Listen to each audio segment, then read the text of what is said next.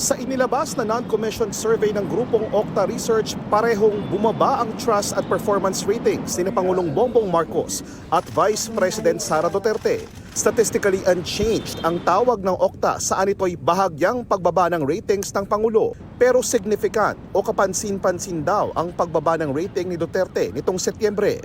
Bagamat karamihan ay nagsabing tiwala pa rin sila sa Vice Presidente, pero bumaba ito sa 59%. 6 percentage points na mas mababa kumpara sa 65% noong Hulyo. Base sa mga nakaraang survey ng Okta, downward trend o pababa ang trust rating ni VP Sara mula March 2023 kung kailan nakakuha siya ng 87%.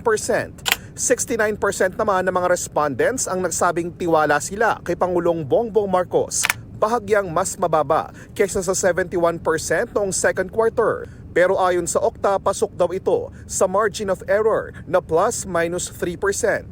Karamihan din sa mga respondent ang naghayag ng pagtitiwala kina Senate President Francis Escudero sa trust rating na 67% at kay House Speaker Martin Romualdez na nakakuha ng 61%.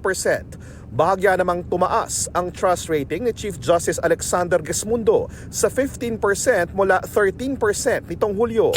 8 percentage points naman ang ibinaba ng performance rating ni Duterte na nasa 52% kumpara sa 60% na rating niya noong second quarter. 66% naman ang nagsabing nasisiyahan sila sa pagganap sa tungkulin ni Pangulong Marcos.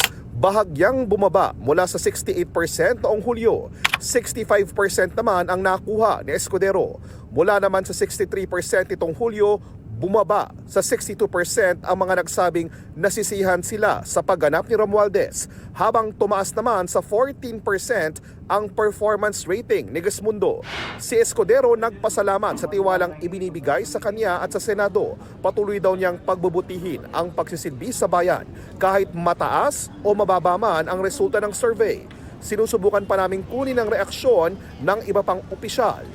Ito ang unang balita. JP Soriano para sa GMA Integrated News.